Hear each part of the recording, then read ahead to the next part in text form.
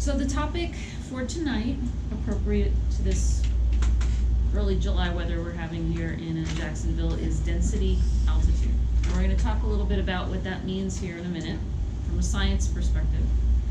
But the reason why density altitude is really important for pilots is because there are three sort of aspects to this that can really cause problems for pilots. And we call it high, hot, and humid, the three H's, all of which can contribute to degraded performance. Now here in Florida, we have 2 out of those 3. We're obviously not very high field elevation, 40 feet, not a whole lot, but you go out west, you go to some place like Idaho or Montana, or you get up there in altitude, and it's also in the summertime, a warm day, and you start to pile these things on. Where people get hurt in these situations is where they try and outclimb terrain, and the airplane just simply can't do it. So we're going to talk about why that's the case in just a couple minutes, but if you get your pilot certificate and you buy an airplane or you rent hours and you travel around the country, you don't have to go very far from Jacksonville to start seeing some little hills, and you go a little further, you see some bigger hills. You go a little further, you see some really big mountains. Sound like out west, 13,000 feet.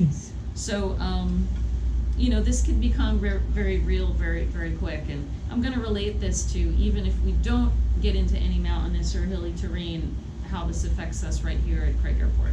So, here in Florida, we've got 2 out of the 3. We've got the hot and the humid, not so much the high. So let's talk about what is density altitude. So if you look in the Pilot's Handbook of Aeronautical Knowledge, this is one of the key textbooks for pilots, if you will, that's published by the FAA. It defines density altitude as pressure altitude corrected for non-standard temperature. So we have a couple terms in there that we need to unpack before we can really understand what density altitude is. So first of all, what is pressure altitude? They told us that density altitude is pressure altitude corrected for something else, but what is pressure altitude? So pressure altitude is the height above the standard datum plane, as they say. If the altimeter is set to 29.92, now the altimeter in the airplane, for some of our guests who don't have much flight experience, this is the instrument in your airplane that tells you how high you are above sea level. And there's a little dial there, either a mechanical one, sometimes it's digital, that you can enter in that instrument. What is the sea level barometric pressure at my location? Now this is a bit easier to envision when you're close to sea level at the beach like we are here in Jacksonville. You're like, oh, okay, I know what sea level is. I was at it last weekend with my kids, right? I was literally on the beach. But what if you're in Denver? Right? You're nowhere near the ocean, so how do we figure out what sea level is? I'm nowhere near the sea. The sea level, in LA, that's hundreds of miles away. What does that have to do with the pressure here in Denver? If we were to, drill an imaginary hole down through the ground 5,000 feet to sea level under this mountain right here, this is what the pressure would be. So we use that value to put in the altimeter, and then the altimeter senses what the ambient air pressure is outside the airplane through a little instrument or a little device called the static port. So it's a tiny little hole, the size of a pinhole, that you'd probably never even see if you weren't looking for it. But it's just taking a little sample of air pressure outside the airplane. And it's basically just comparing it to, what did we tell it sea level pressure should be at my spot right here, versus what is my actual air pressure where I'm at. And it does a little sort of mechanical calculation and figures out, oh, you must be at 5,000 feet. And that's what the number reads on your altimeter.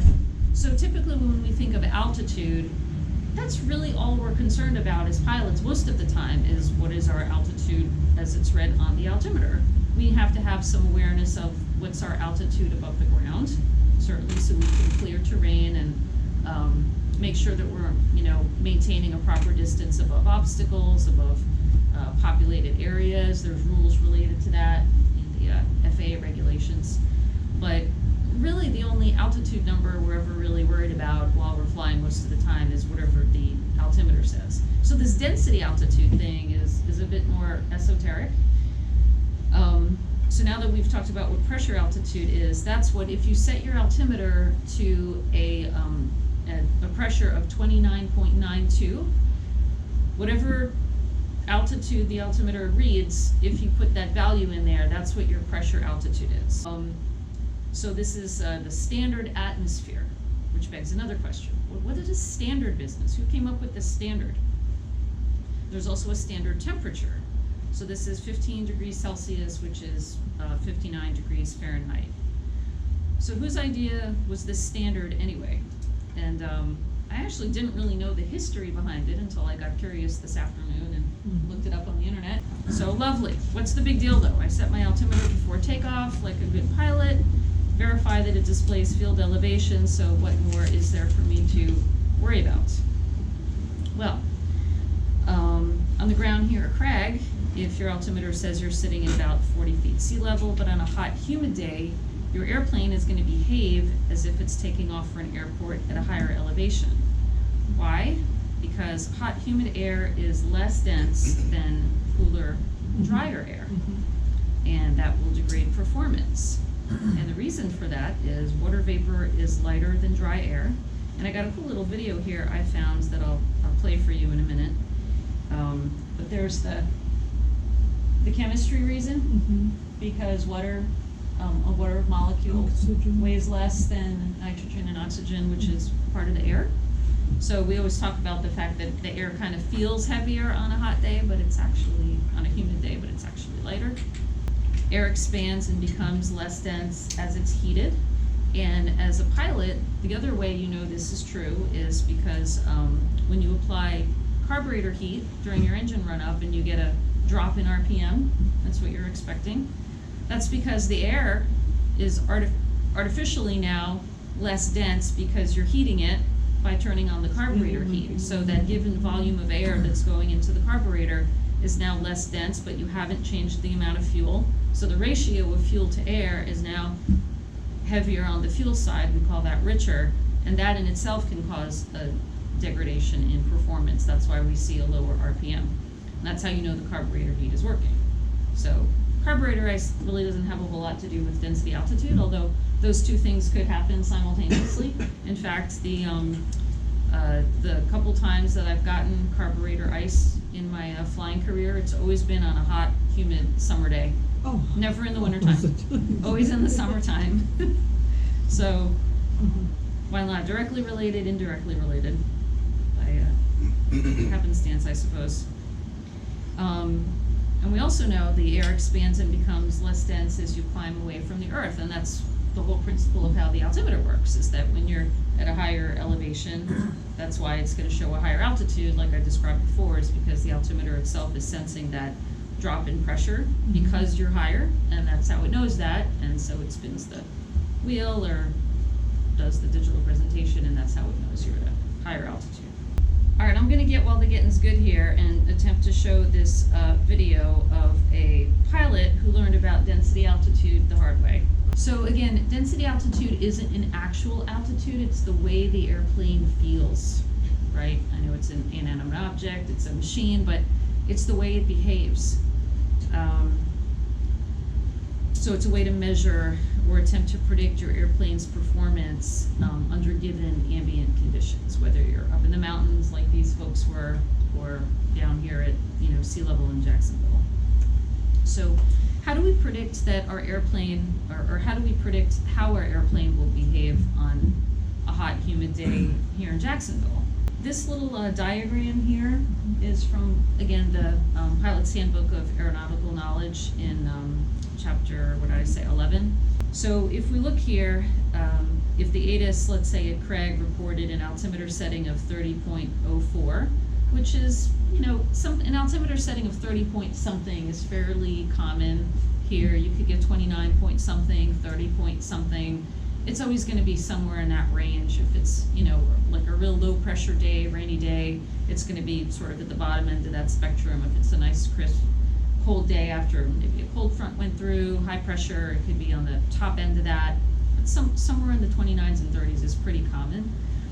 So if we look at that chart, because the air is actually a bit more dense, we've got that higher pressure, That's a good thing, because compared, remember, this is all relative to that standard, right? Relative to the standard, the air is a little more dense, so we can actually expect slightly better performance. Our density altitude is going to be lower instead of higher. It's possible to go out on a cold winter day and have a density altitude be negative. Performance is going to be better. So if the performance is better than advertised, that's a good thing, right? I'm going to get off the ground quicker, I'm going to use less runway, blah, blah, blah. So it's really when it's the other way around that we have to worry. When it's, less than ideal, when it's less dense than we're expecting, then how does that affect our performance? And I was curious thinking about, well, like, when would the pressure have been crazy low here in Jacksonville or in Florida? And I was like, oh, of course, hurricanes, right? Mm-hmm. So I just Googled, and Google AI came up with the following little snippet of information. Hurricane Andrew's minimal central pressure at landfall in South Florida on August 24th, 1992 was 922 millibars, which would have been 27.23 inches of mercury. Right, so if we're normal in the 29s, 30s, this was way down at 27. So that would have been, a pretty big change. So according to that table, if you were taking off from, let's say, the Miami Executive Airport that day, hurricane conditions notwithstanding otherwise, right? 100 knot winds or whatever there was, right? But just assuming it was just that pressure, you would have had a 2,000 foot increase in your density altitude. So the airplane, again, all other conditions notwithstanding, would have behaved as if it was at 2,000 feet, which in the grand scheme of things really isn't that bad. I've flown at airports that are at 2,000, 1,500 feet field elevation. Compared to sea level, it's definitely going to be different, but it's not going to be crazy different like those Idaho people in the Stinson, right? So the fact that we're in Florida at sea level, in terms of that, we have that going for us, because even when it's really bad, it's still not that bad. Right? So how does this affect us, right? In hot, high, and or humid conditions, our takeoff ground roll increases, so the amount of runway that we need to get airborne. That was one of the problems with those guys. I mean, those guys in the Stinson out in Idaho had lots of issues. Number one, they were flying an underpowered airplane with 2 or 3 full-size adults in it, which, being at maximum gross weight, the manual says, okay, this is the most weight you can have in this airplane for it to get off the ground under XYZ conditions. But if you just start piling on what you're asking the airplane to do, and you've heard the guy in the video, the narrator, use that phrase, like, you're asking more of the airplane than it's capable of giving right now. So that can create a problem. So your takeoff ground roll increases, your landing roll increases. So it's possible sometimes for you to get your airplane into an airport, but not be able to immediately turn around and take off, because you're always going to need more runway to accelerate and get the airplane off the ground and start climbing than you would to land and come to a stop. So the takeoff is always going to be more than the landing. So, for example, if you were to land at some short grass strip in the summertime, like I said, going in is going to be relatively easy, not super easy, but relatively easy compared to the takeoff. You may have to wait until the next morning until the conditions improve in order to get out of there. So that can create problems too. And then your climb performance decreases. So as the narrator in the video was saying, not only is the airflow over the wing reduced because of the thinner air, but the air going into the engine that is required for combustion is reduced. So we can do things like lean the mixture. So this is where we're controlling the amount of fuel that's getting mixed in with the air. So none of this really is going to be a huge deal if you've got your little airplane departing from a long paved runway, but it could be the end of you in your flying career if you attempt to do this from a shorter runway and or shorter grass runway.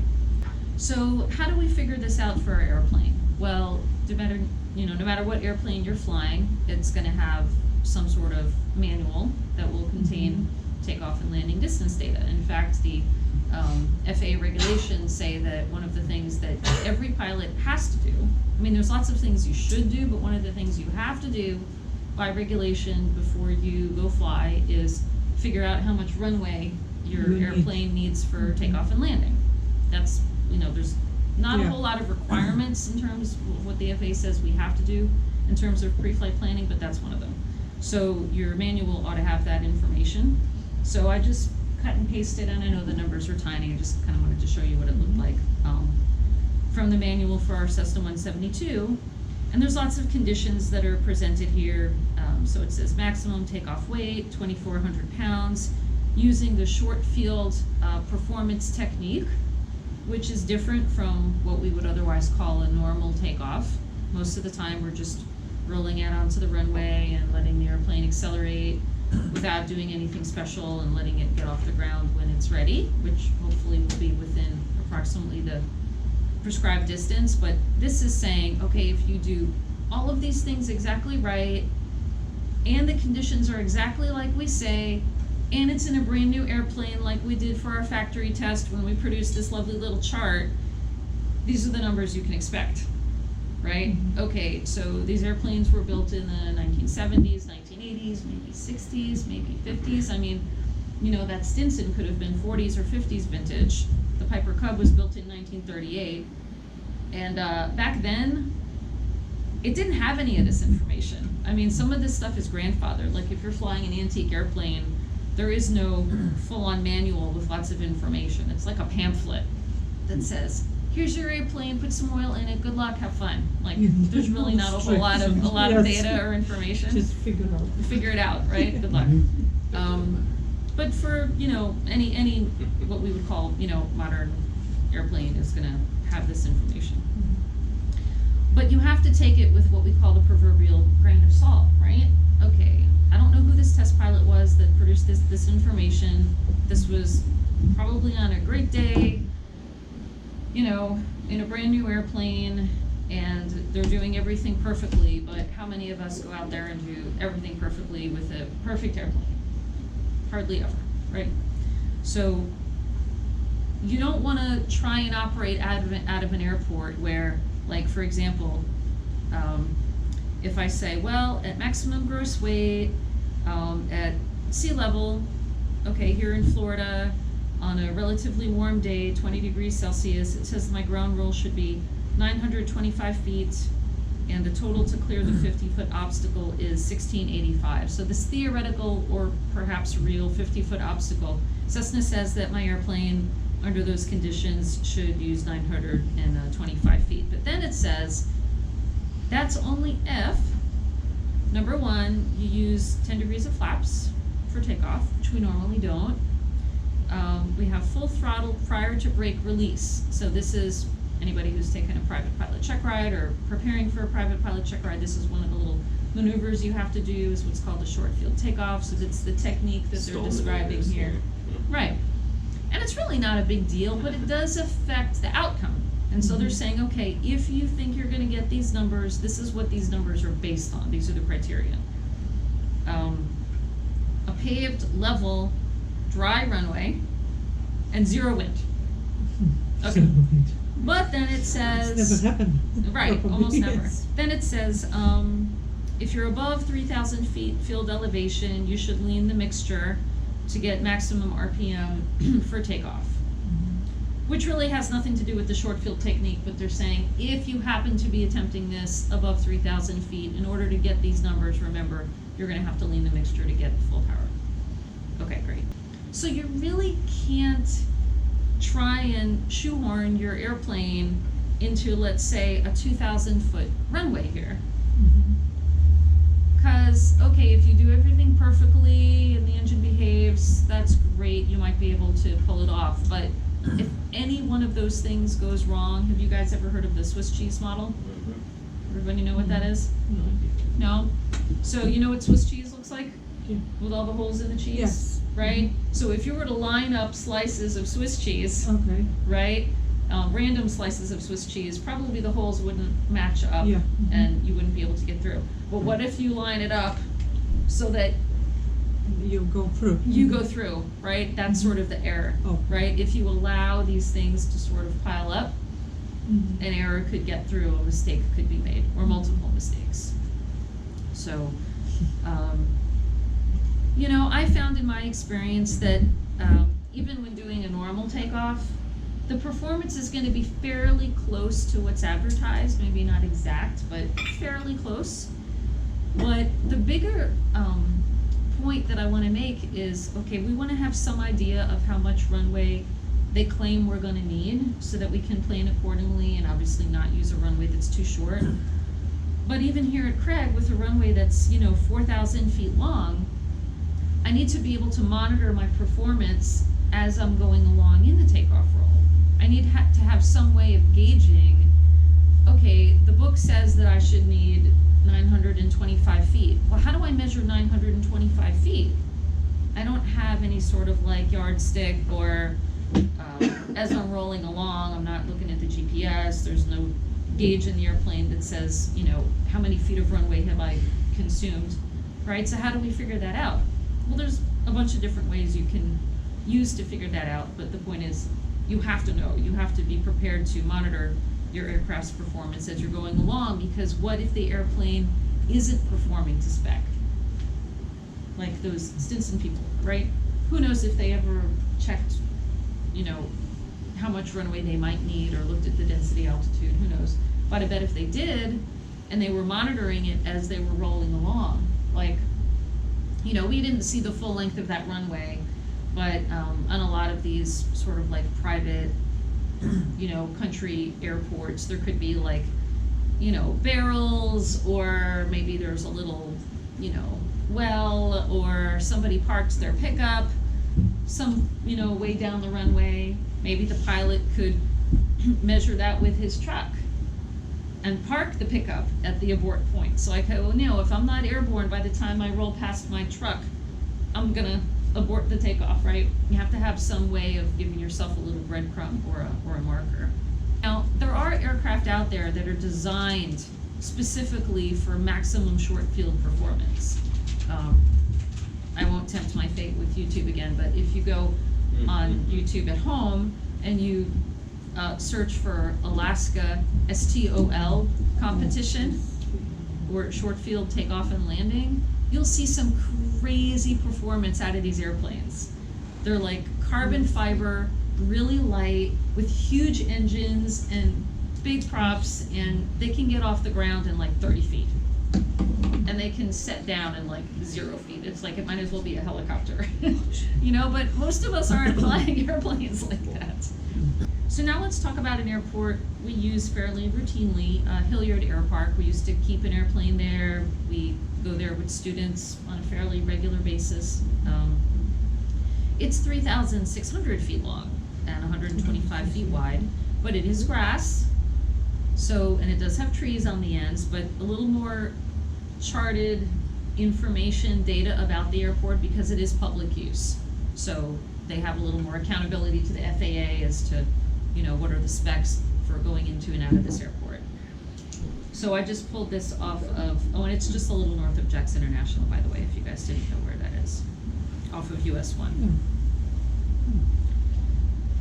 So if you look at the FAA data for the Hilliard Air Park, it's runway 1836, so it's a north-south runway. And it says for runway 18, if you're landing to the south, it tells you there's a fence 32 feet from the end of the runway, a 7-foot fence. And it says your approach ratio is 16:1 because of a displaced threshold and 59-foot trees that are 540 feet from the end of the runway. So, having flown there, landing to the south looks a little less dicey than landing to the north because of just the volume of trees and the size of the trees, but still fairly intimidating if you've never, flown in an airport like that before. You've got grass, and now you've got some fairly big obstacles, so definitely something to consider. And then it says if you're landing to the north on runway 36, We've got 54-foot trees 270 feet from the runway. So the trees are a couple feet shorter, but they're much closer to the end of the runway, and from memory, that's very accurate. And that has an approach ratio of, it says 20-to-1 due to displaced threshold there. Now this concept of displaced threshold is the actual runway length, so like the available turf is 3,600 feet, and you can use most of that for your takeoff roll, because it doesn't matter if the trees are like right behind your back. If you're going this way, it doesn't really matter what's behind you, right? But it's what's in front of you that matters in that case. So you can roll, you know, as far to the end of the runway as you can get, and then start motoring forward. It's when you're landing, right? You can't just plop down right at the edge of the trees. So there's what they call this displaced threshold. There's a bit of a gap there intended so you've got a more viable aiming point for your touchdown. So I pulled up a couple, just from memory and personal experience, some airports that are on the East Coast, not terribly far from Jacksonville, that you could get to easily in 1 or 2 fuel stops in a small airplane. Asheville, North Carolina, popular vacation destination for people from around here. And Hot Springs, Virginia.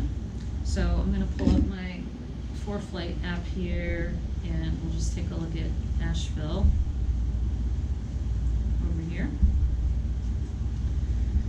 So Asheville Regional Airport over here in the mountains is at a field elevation of 2164. They got a nice long 8,000-foot runway, but you know, there it is in the foothills of that the Smoky Mountain range. So, and there's lots of other issues dealing with landing in mountainous terrain that have nothing to do with density altitude, but have to do with the airflow over the mountains. You can get some funky wind. You could obviously get snow a little earlier in the year than you might at a lower elevation. So you could have, you know, the conditions of the pavement could be different than what you were expecting if you were flying in the wintertime. And then up here, let me see if I can just find it from memory. Inglesfield, here we go, Hot Springs, Virginia. Really cool airport, kind of reminds me of Sedona, where it's up on a hill, so it kind of looks like you're landing on an aircraft carrier, because it's right on the top of the hill. They're even higher than Asheville, so this is at 3793 is field elevation there, and a bit of a shorter runway. So I flew in there a couple times when I lived in the DC area. I did most of my flight training up here in Gaithersburg, Maryland, so this was a, you know, a doable place to go. Where is it? I just lost it. Here it is. So if you look at the terrain, you can see there's that higher ridge, that darker, that's kind of painted right up the middle, and the airport's right on the top of that. So, you know, Gaithersburg, Maryland, where I flew out of, was at like 500, I think it was 538 was the field elevation. So headed west, climbed up to about 6,000 feet. Well, guess what? This airport is at almost 4,000 feet. So it was really, really strange because you know, I haven't descended, like I climbed to cruise, and the terrain just came up to meet me. It's like I really didn't have to do a final approach because I kind of ended up on final approach because the terrain kind of came up. Here. I know. So that was kind of weird the first time I landed there. I was like, oh, the runways. You know, you're looking for it down here, and it's like it's right there ahead of me. It's like, okay, We'll get land. to the runway. Right. Just Yeah, go on. Binghamton, New York Straight is in. like that too. Yeah. All of it, you're looking down, all of a sudden. It's like right there. That's fine. But so remember in that I'll go back to the this thing. where it says, takeoff distance predicated on all these things, and then it says prior to takeoff from fields above 3,000 feet, you should lean the mixture. That was the first time I actually had to do that, was coming out of Hot Springs in the summertime. So I'm in my little 172, doing my run up, and I'm like, oh yeah, that's right, because it wasn't making full power. I pulled that thing out, I was like, okay, now we're good. Because you don't really have to think about it, you know, when you're down lower. You know, we lean the mixture for other reasons, you know, just for, obviously in cruise, for fuel economy and good performance, and keeping the engine clean, if you will, on the ground during taxi. But it's not really necessary, you know, at sea level to get good performance. But there it was. I saw that firsthand. And when it looks like you're gonna launch off this cliff, like, you know, fluke talk style, if you get the takeoff wrong, I was like, okay, I better do exactly what it says. I don't want to screw this up and end up in a field somewhere.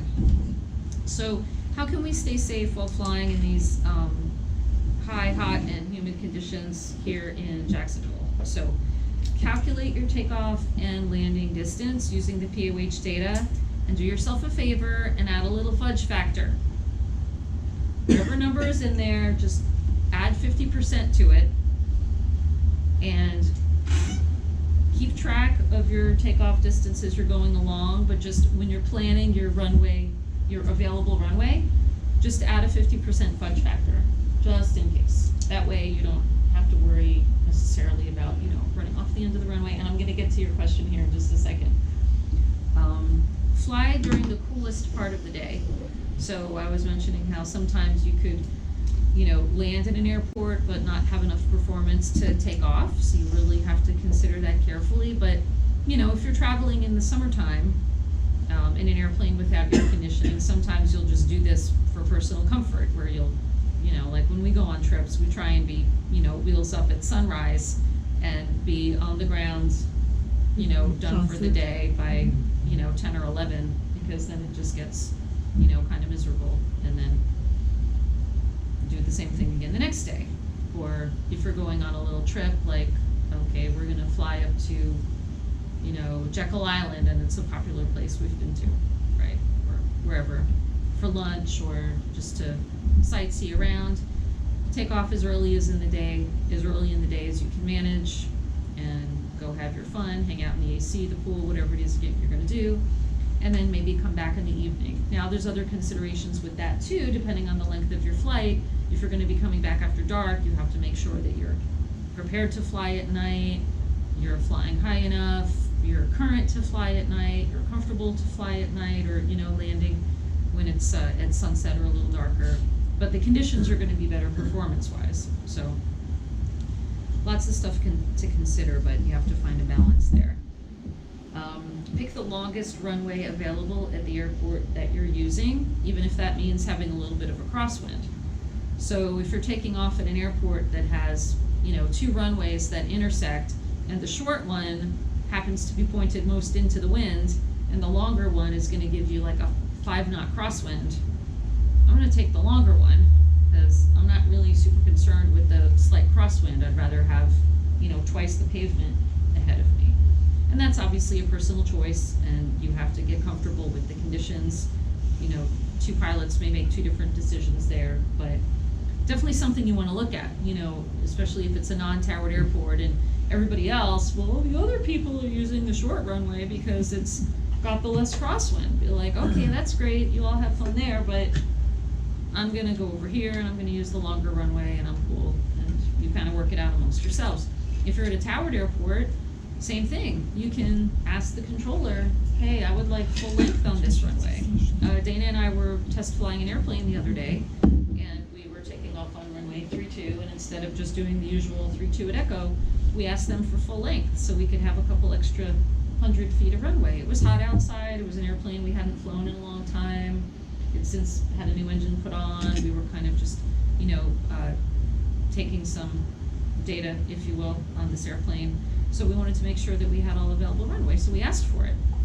So you can do that too, and you may have to wait a couple extra minutes to get the full length, but so what, right?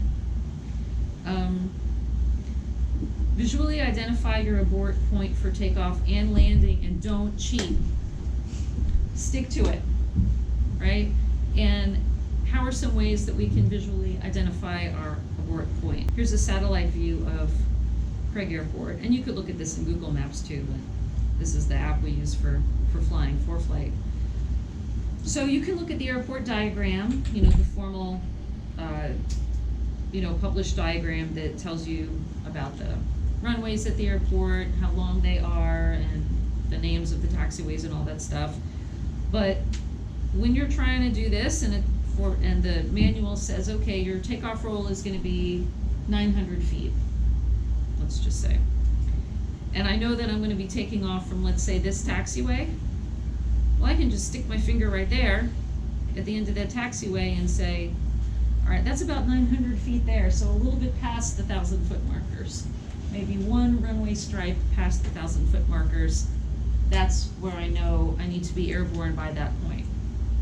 If you add in your little fudge factor, right, you could say, if I'm not airborne by that next taxiway, throttle comes to idle and we're going to abort, because that way I've got, 2,000 feet of pavement plus left ahead of me to get this thing decelerated, slowed down, and even if I screwed that up, I've still got some grass on the other end, so I'm not going to kill myself, right?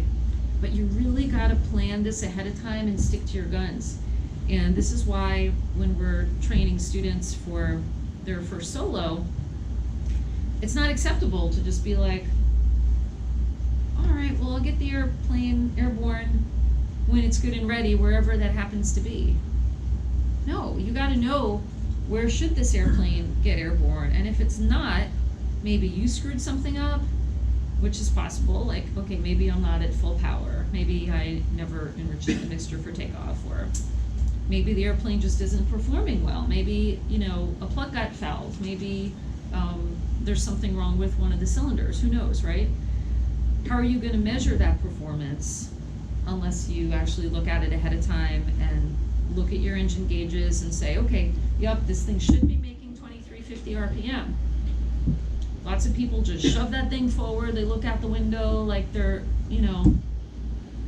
whatever. You can't do that. You have to say, okay, is my airplane actually delivering what the book says it's supposed to deliver?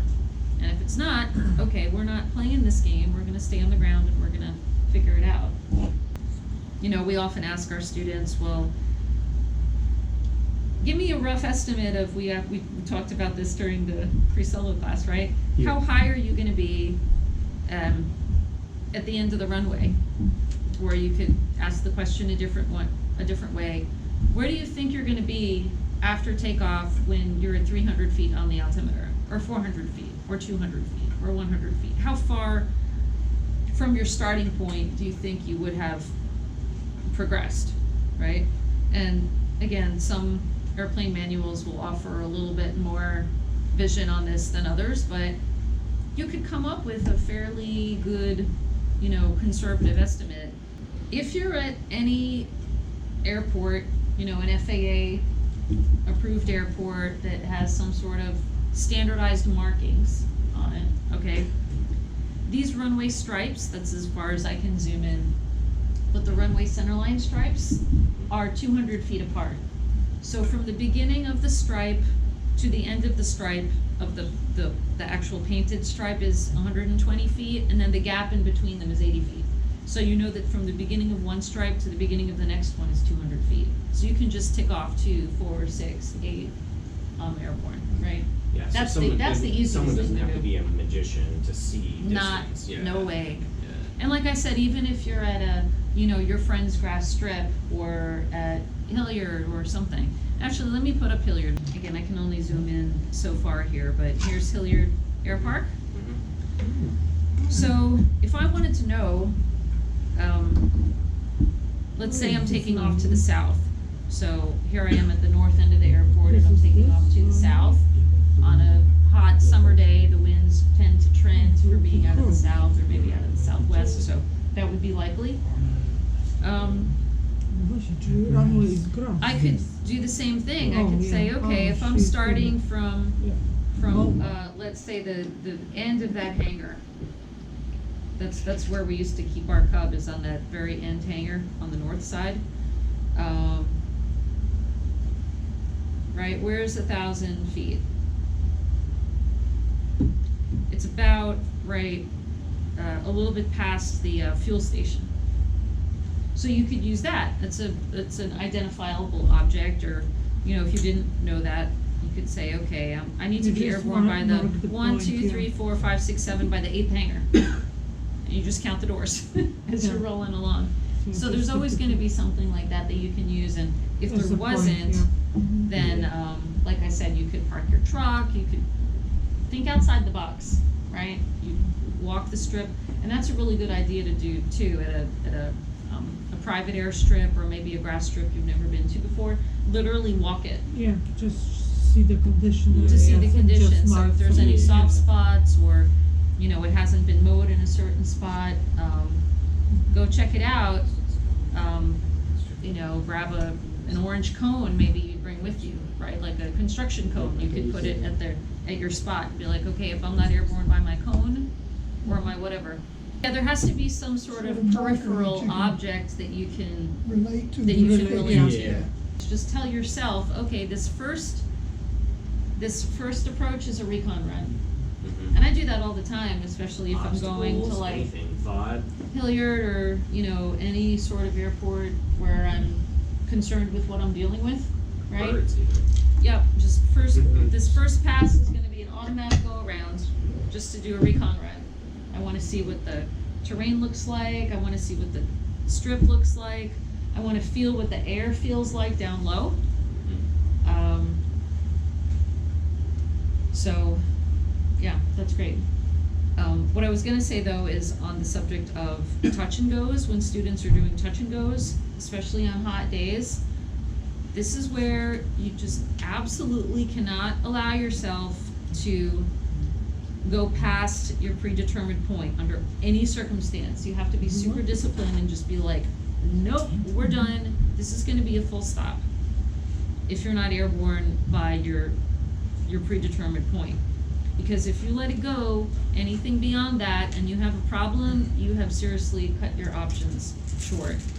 And sometimes people, you know, get lazy with this. They'll, let's say we're landing on runway, we'll just pick on runway 23 here, since it's a hot summer day and maybe the winds are out of the southwest, right?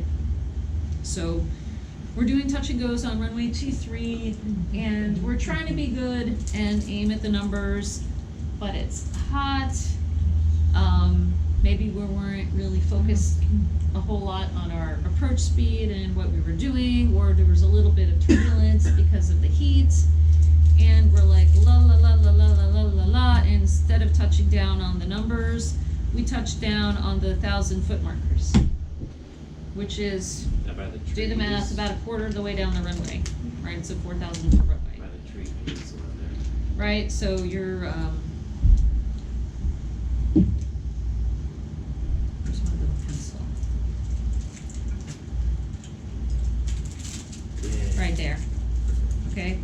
So, if I touch down there, okay, and that was a quarter of the way down the runway, I've got 3,000 feet ahead of me, which should be plenty. I haven't come to a complete stop, I'm rolling, this all looks good, but here's where it gets ugly.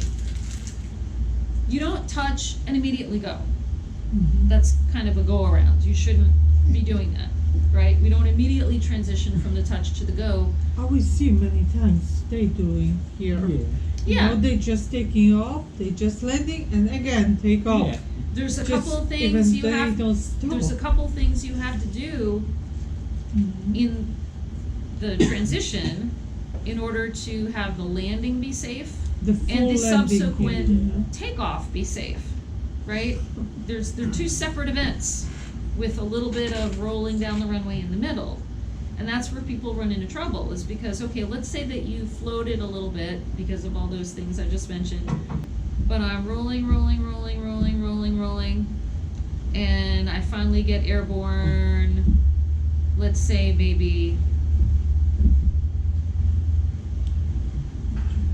here. So what am I doing in the gap? Well, if I landed with some You wanna flaps, I drink have to water? put my flaps No, I'm up. fine. Oh, okay. I have to turn my carburetor heat off. I may have to readjust my trim. If there's a crosswind, hopefully I'm dealing with that. Getting the airplane nice and under control. Now I'm ready to take off again. Physically, okay. Full power and here I go.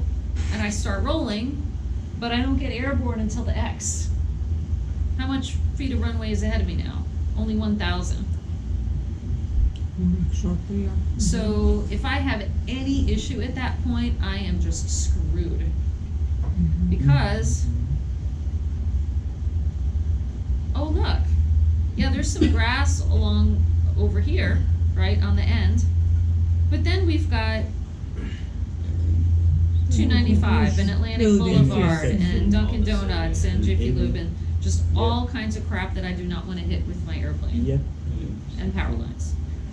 And- So you just have to be super disciplined with these touch and goes, that if you're not airborne, I don't care if it was, you're taking off from, you rolled onto the runway from the taxiway, or you touched down and then took off again. I don't care. In either case, if you're not in the air by the time you mentioned, we don't take off.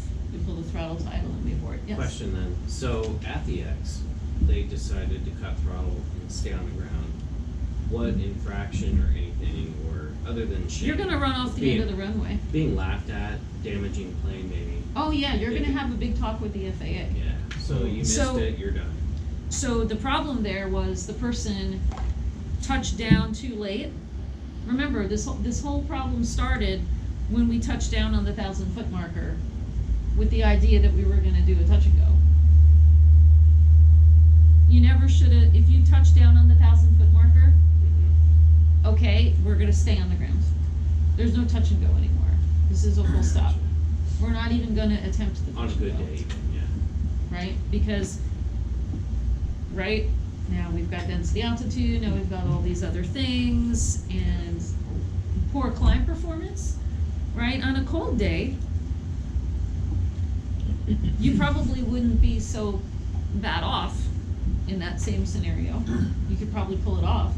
But, you're in a small underpowered airplane with poor climb performance as it is, and now it's a hot day with even poorer climb performance. And maybe packs on board. And you've touched down and right? This is the Swiss cheese problem. Yep. Just don't put yourself in that situation. Yeah, I know you're gonna have to taxi back, and you may have to wait in line behind 5 other people. But This it's is why better when way Craig to- Airport is Yeah. busy Yes, and it's a that's hot okay. day, maybe you wanna go someplace else and not do your touch and goes here.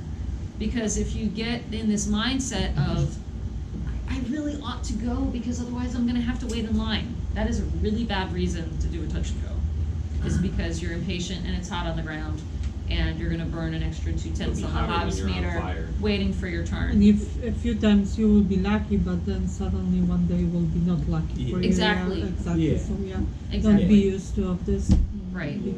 Yep. Even here at Craig on a hot day with a 172, you may need another 400 feet, Yep. both on landing and getting off. Mm-hmm. And like he was saying, now you add on passengers, all these other things, you just really can't, like I said, cheat. Plan your abort point and how much runway you're gonna use and stick to your guns, and if you're not there, nope. I don't care if you told the tower that you wanted a touch and go, or that you were gonna do a touch and go, or whatever, it doesn't But matter. the tower agreed for this? Hmm? The tower can agree for this, that touch and go? Oh, yeah. They allow this? Oh. Oh yeah, it's a very common safe maneuver. It's not, the touch and go isn't the problem. Mhm. The act of doing the touch and go isn't the problem. It's the decision of when and where to do it. Okay. They were too late. Okay. There, if you choose to continue with that plan, having missed your initial target, the That's tower okay. isn't gonna tell you, no, you don't have enough room. They're Okay. gonna be like, Okay, your choice. alright, I hope this works out. Right, you're the one flying the airplane. On tower, you're running up. You do. Yeah. Stop, they might get a bit upset at you, but that's better than soloing It's it better later than being going on the off in the runway. dirt. They'll never get upset if you do a full stop. Oh, yeah. They'll just tell the guy behind you to go around. Yep. And you know what, if they do get upset, call the tower manager and be like, hey, Yeah. There's no shame. Uncool. There's no shame in not dying and spinning on the piano and coming back the other way. I mean, there is That's right. shame, but you might be laughed at, but you're alive. never shame in making a good decision.